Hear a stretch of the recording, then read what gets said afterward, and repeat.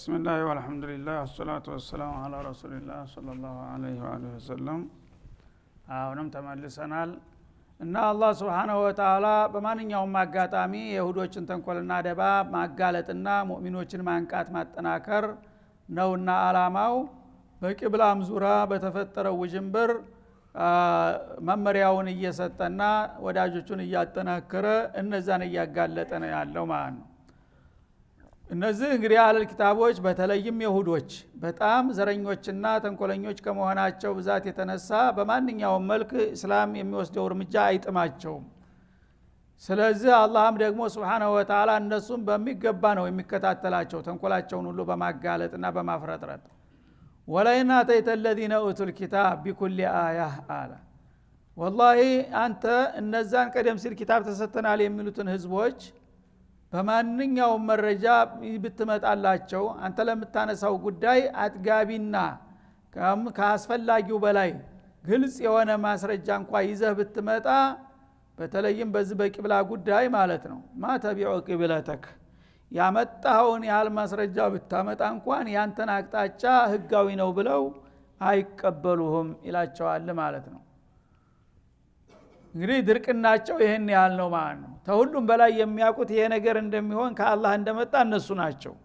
ይሄን እያወቁ ግን የፈለከውን ያህል ማስረጃ መፈናፈኛ የሌለው ነጥቦችን አንጥተህ እንኳን ብታስረዳቸው ያንተ አቅጣጫ ካዕባ ትክክለኛ ቂብላ ነው ብለው ሊቀበሉና ሊከተሉ አይችሉም።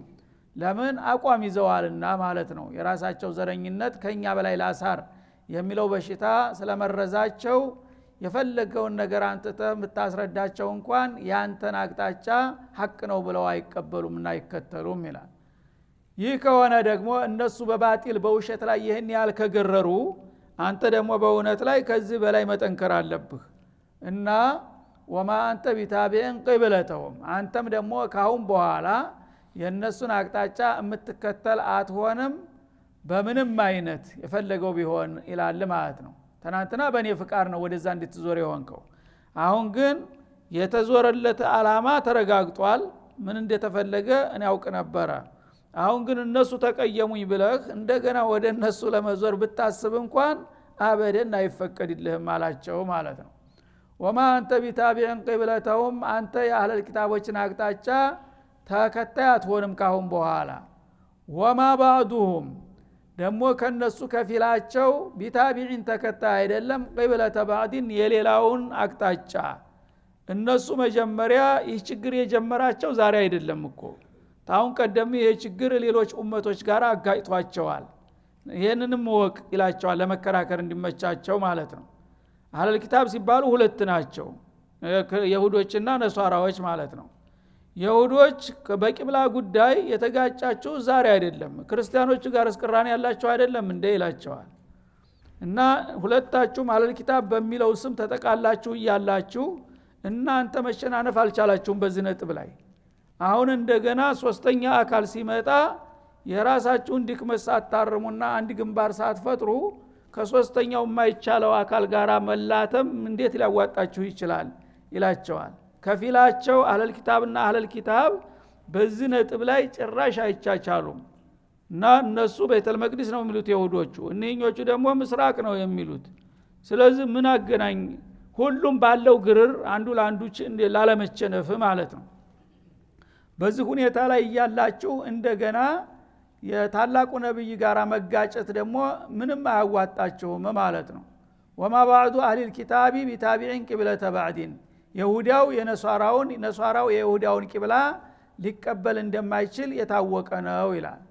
ወለኢን ተበዕተ አህዋአሁም ሚን ባዕድ ማ ጃአከ ሚነል ዒልም እና አንተ ካሁን በኋላ የነሱን ዝንባሌ ብትከተል ላንተ ተጨባጭ የሆነው ዕውቀት ከደረሰህ በኋላ ካሁን በኋላ እስከ ዓለም ፍጻሜ ድረስ ቋሚው ቂብላ ካዕባ ነው የሚል ውሳኔ ሰጥቻለሁኝና ይህን ካሳወቅኩ በኋላ ከነሱ ጋር ለመስማማትና ለመግባባት ብለህ የነሱን ፍላጎት ለማስተናገድ ብትሞክር ኢነከ ኢዘን ለሚን አዛሊሚን አንተ ያኔ ከበደለኞች ትሆናለህ ሲል አስጠነቀቀ ነብዩን አለይሂ ሰላም።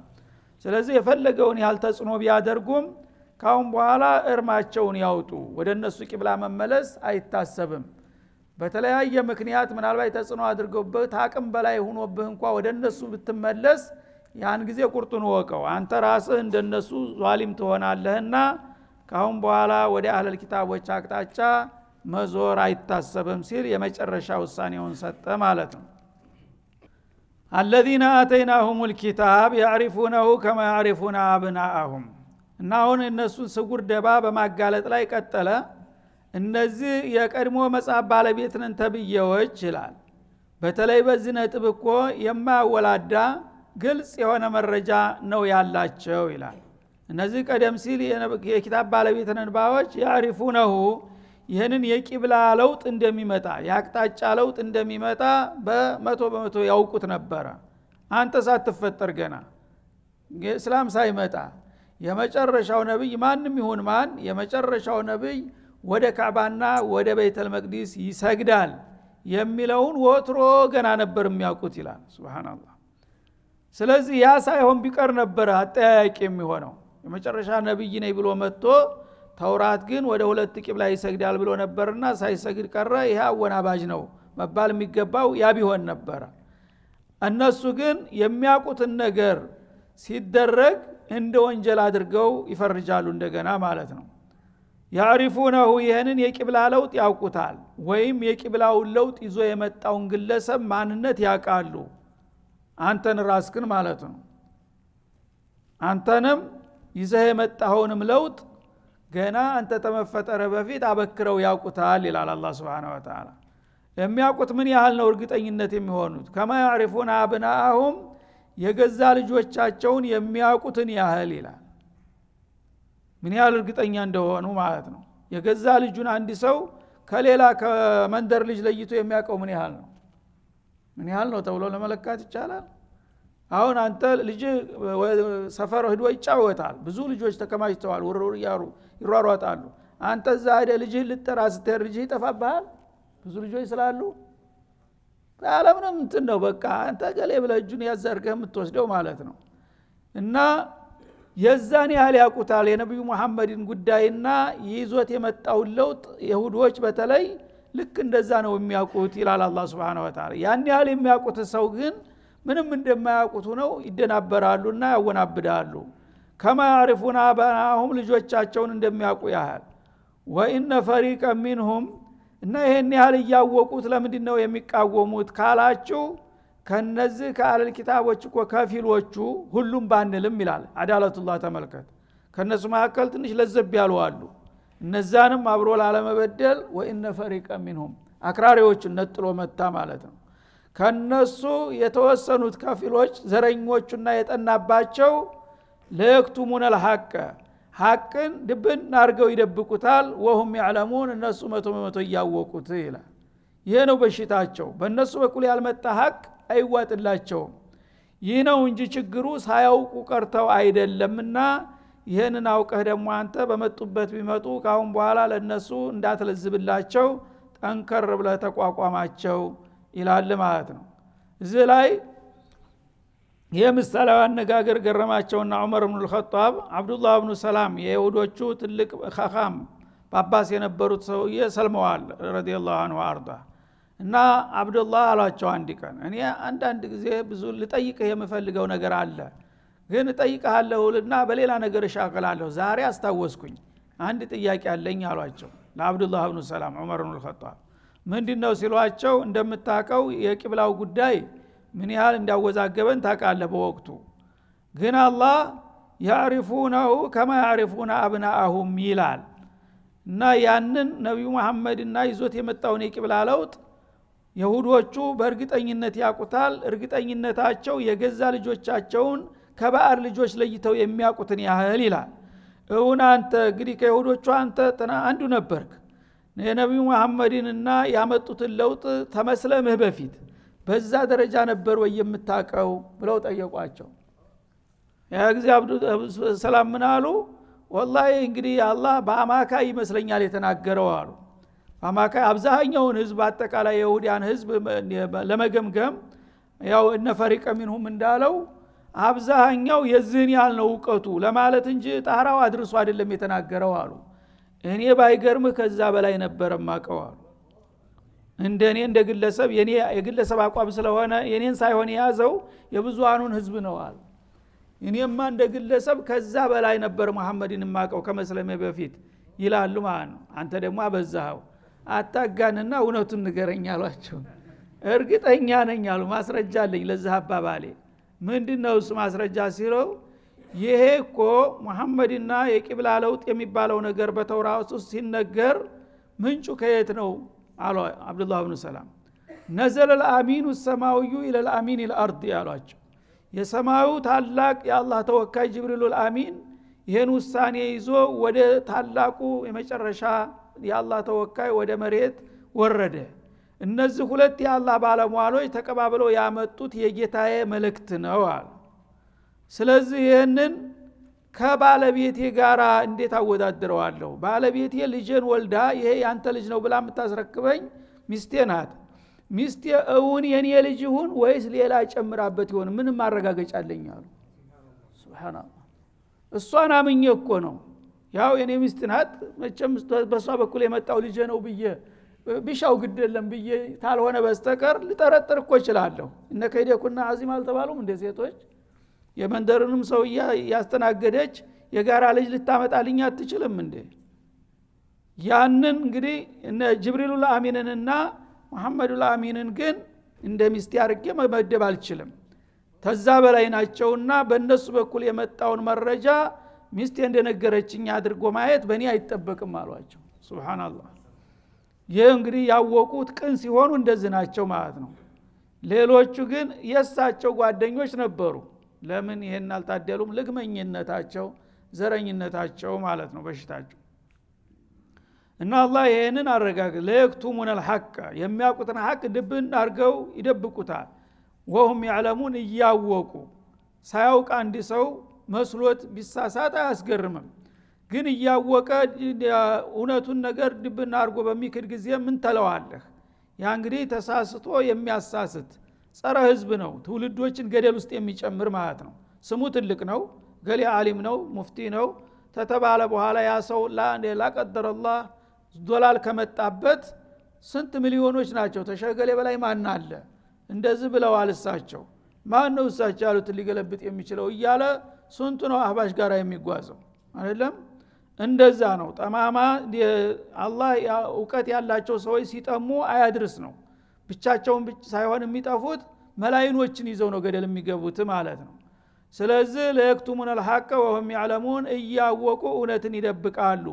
ይህ ነው እንጂ ችግሩ ያንተና ይዘው የመጣው ለውጥ የሚያጠራጥርና የሚያከራክር አይደለም ከቶም ይላል ማለት ነው። الحق من ربك እና አሁንም ደግሜ ደጋግሜ ማረጋግጥልህ ነገር ቢኖር ይህ ነገር ከጌታ ገፍቶ የመጣ እውነት ነው አላቸው። አትጠራጠር። የፈለገው ሰው ቢያወናብድህ ጆሮ አትስጠው።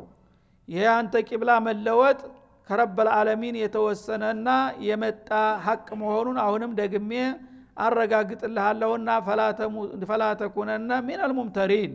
ውሸታሞች ቢረባረቡ ይህን ነገር እንደ ውሸት ላድርገው ለመሳል ቢሞክሩ አንተ ከተጠራጣሪዎች እንዳትሆን እርግጠኛ ነኝ ከኔ ነው ውሳኔው የመጣው ሲል አረጋግጠላቸው ማለት ነው።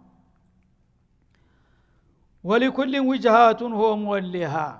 እኔ እንግዲህ የሁላችሁም ጌታ እንደመሆኔ ለሁላችሁም መመሪያ መስጠት የሚበጃችሁን መንገርና መምከር ነው ያለብኝ።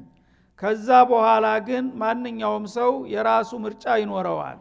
ለሁሉም ህዝቦች ራሳቸው የሚወዷቸውና የሚመርጧቸው አቅጣጫ ይኖሯቸዋል በቂብላም ቢሆን ማለት ነው።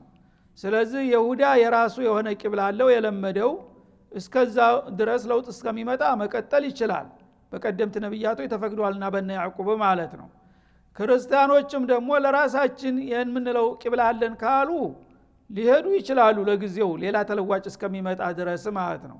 አንተም ደግሞ የራስህን አቅጣጫ ይዘህ ስትመጣ ከየማንም ተለጣፊ መሆን የለብህም። በራስህ አቅጣጫ መጓዝ ትችላላችሁ። ይሄን ደግሞ እነግራለሁኝ። ከነገርኩ በኋላ ጌታ ያለውን መቀበልና አለመቀበል የራሳችሁ ምርጫ ነው። ለሁላችሁም የራሳችሁ የሆነ አቅጣጫ የመስገድ አቅጣጫ አላችሁ ይላል። በመሆኑም ፈስተቢቁል ኸይራት መልካም ስራን ተሽቀዳደሙ። ዋናው ነገር እገሌ ወደዚህ ዞረ እገሌ ወደዚህ ዞረ እያሉ መናከስና መናቆር ሳይሆን ትልቁ ቁም ነገር ጧዓ ነው። ጌታ ያዘዘውን ነገር ለመስራት ተሽቀዳደሙ።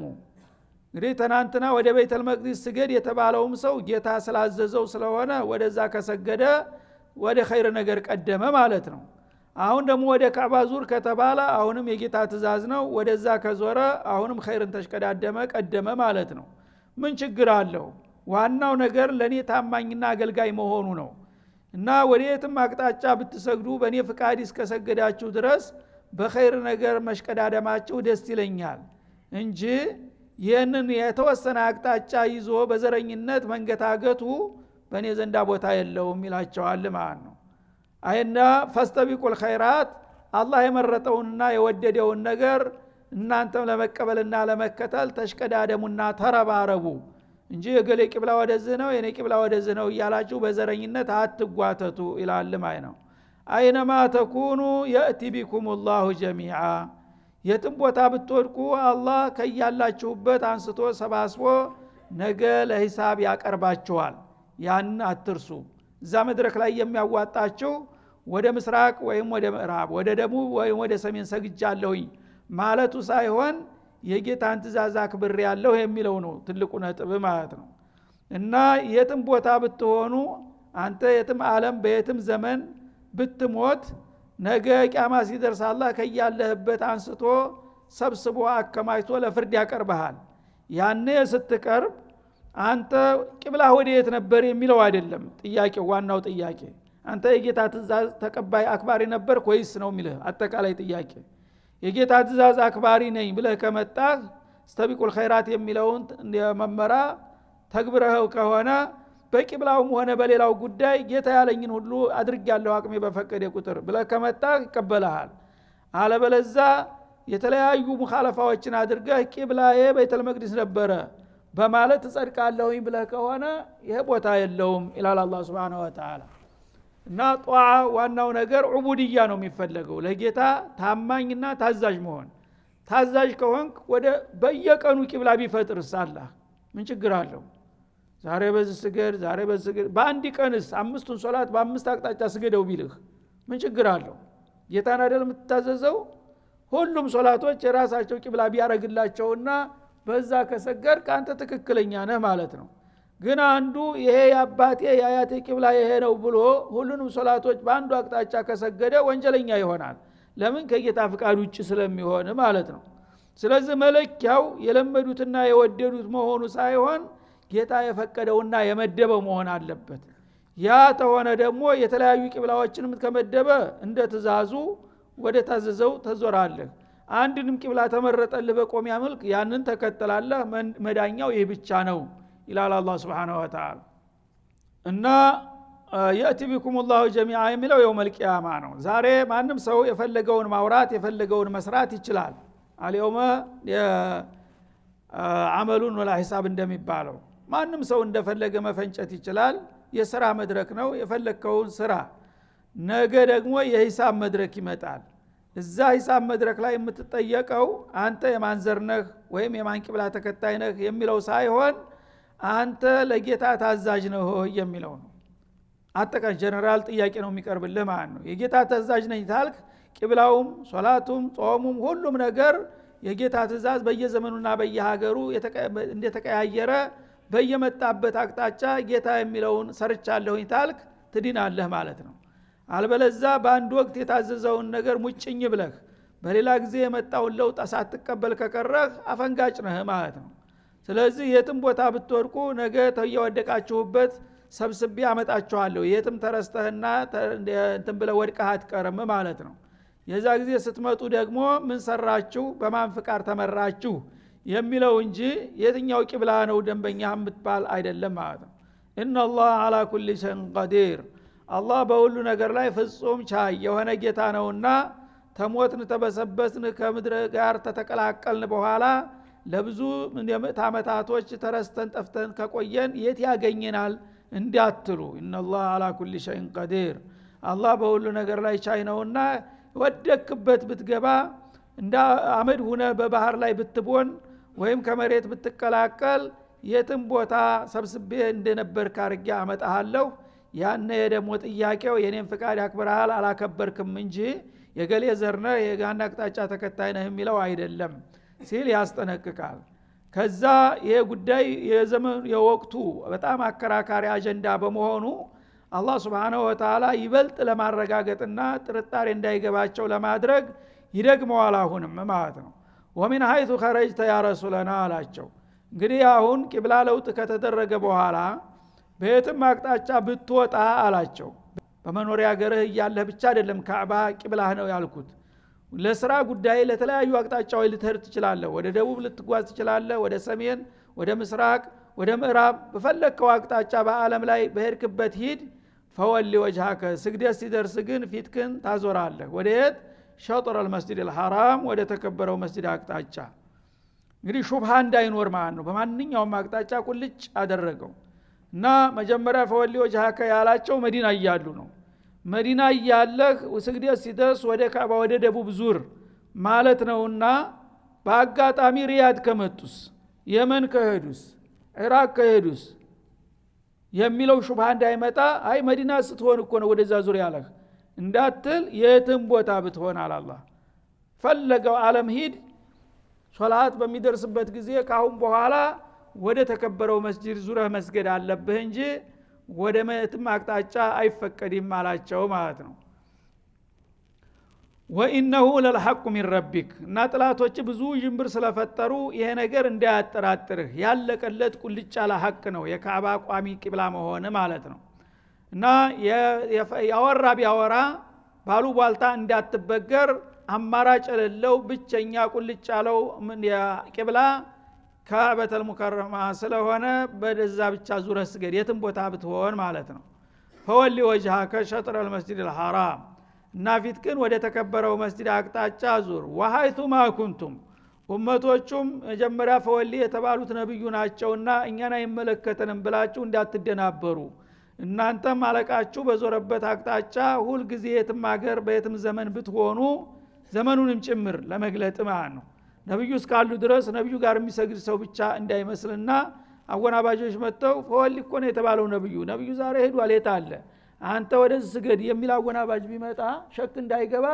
ወሐይቱ ማኩንቱም ማለት ነብዩ ጋር ብትሆንም በነብዩ ዘመንም ብትሆንም የትም ዓለም ብትሆንም የነብዩ ኡመት ነኝ ታልክ ፈወሉ ጁሃኩም ማለት ሸጥር المسجد الحرام በየትም ዘመን በየትኛውም ሀገር ወደ ተከበረው መስጂድ አቅጣጫ ወደ ካዕባ ብቻ ዙራችሁ መስገድ አለባችሁ ለምን ይላል ምክንያቱን ሲገልጥ ሊአላ የኩነ ሊናሲ አለይኩም ሁጃ ለሌሎቹ ለጥላቶቻችሁ በእናንተ ላይ የመከራከሪያ ነጥብ እንዳይኖራቸው ብዬ ነው ይሄን ያደረኩት ይላል ወመላሁ ቢጋፊሊን አማ ተዕመሉን ሁላችሁም ከምትሰሩት ነገር አላህ የሚዘነጋ ጌታ አይደለም እንግዲህ አህለል ኪታቦችም ደባቸውን ቢጠፈጥፉ አቃለሁ እከታተላቸዋለሁ እናንተም ደግሞ መመሪያው ግልጽ ሆኖ ከደረሳችሁ በኋላ በጥላቱ ጅምብር ተወናብዳችሁ እንደገና ወደ አልሆነ አቅጣጫ ብትዞሩ ሁላችሁም የምትሰሩትን ነገር አላህ የሚዘነጋ አይደለምና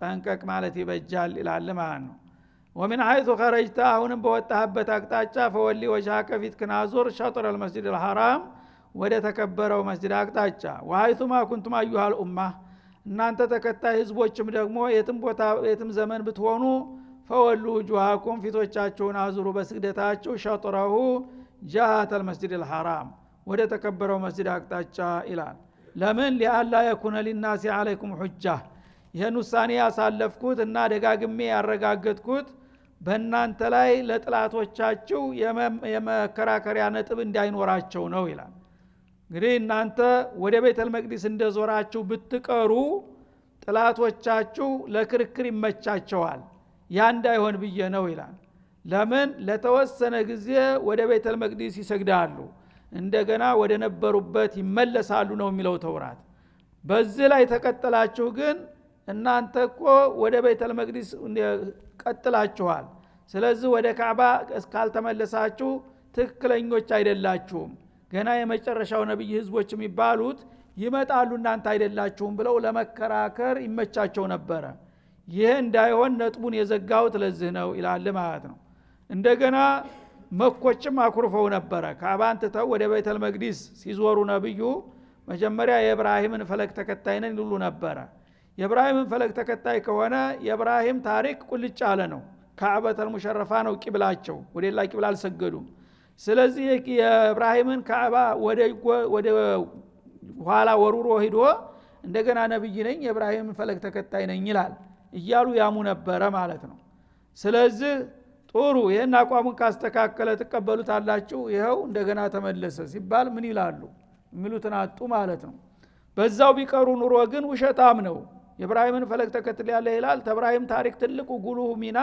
ካዕባን መገንባቱና እሱን ማስተዋወቁ ነው ካዕባን ያረከሰ ሰው እንዴት አድርጎ የኢብራሂም ተከታይ ነኝ ይላል ለማለት መከራከሪያ ነጥብ ያገኙ ነበር ያ እንዳይሆን ሲል ነው የመለስኳችሁ ይላል ማለት ነው እና ሊአላ የኩነ ሊናሲ አለይኩም ሁጃ የሚለው ለሁለቱም ቡርኖች አህለል ኪታቦችም ሙሽሪኩል አረብም ሁለቱም በእናንተ ላይ የሚከራከሩበት ነጥብ እንዳይኖራቸው ሁሉንም ባዷቸውን ለማስቀረት ይሄን አደረግኩ ይላል ኢለ الذين ظلموا منهم ከነሱ አይን ያወጡት ግፈኞች ብቻ ሲቀሩ ይላል አህለል ኪታቦችም ሆነ ሙሽሪኮችም ይሄ ነገር ያወቁ የሚያነሱት ጥያቄ መልስ ሲሰጣቸው መልስ አጥተናል ተረተናል ማለት እንግዲህ የሰው ሲቸነ ማወቅ ጥሩ ነው አንዳንዶቹ ግን ግትሮች አሉ ማስረጃውን ከወደቀ በኋላ ዝም ብሎ በዛው ግርር የሚል አለ ያ ሰው አይደለም እና ዛሊሞች ናቸው በመረጃ የሚከራከሩ ሰዎች ግን ነጥባቸው ሲያልቅባቸው ይቆማሉ ተጨንፍ ያለ ይላሉ